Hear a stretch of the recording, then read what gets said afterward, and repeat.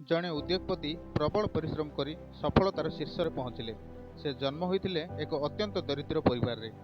बहु परिश्रम करी बहु यातना सही से पाठ पढ़िले। जीवन रे प्रतिटी सोपान रे से संघर्षर सामना कले। व्यवसाय आरंभ रे भी भाग्य सहायक नथिला, किंतु से हारिगले नहीं। बारंबार लगी रही व्यवसाय को चलाइले, बढ़ाइले एवं शेष में सफल हेले। थरे तांको विषय रे लेखिबाकु चाहुथुवा जड़े सांबादिक तांको पचारिले, आपण जहाँ किछि हासिल करछंती तार श्रेय काहाकु जीव? उद्योगपति कहले, सबु सेही भगवान को दया। सांबादिक कहले, आपण निज सामर्थ्य, दक्षता तथा इच्छा शक्ति बल रे आज एते उच्चकु आसि पारिछंती, तथापि आपण केमिति कहउछन जे सबु ईश्वर को दया बोली?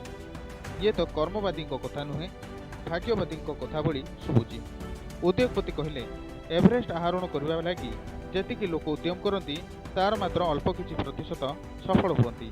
पुणी अत्यंत पटु पर्वतर एवरेस्ट शृंगर पहुंचबार ठीक पूर्व दुर्घटना मृत्युवरण कर सफलतार हाथ पाहांतरू सबुदिन लगी खसी जाइपारे।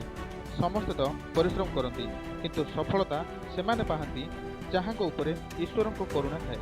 धरतु मोर अकाल मृत्यु होता, तेरे मोर समस्त दक्षता और सामर्थ्य सत्वे मु जहाँ पाई पाई कि? तेणु मते बंचाई रखा होउची तांकर सबुठारु बड़ दया। एपरि मोटिवेशनल वीडियो सुनिया आम चैनल को लाइक और सब्सक्राइब करंतु। धन्यवाद।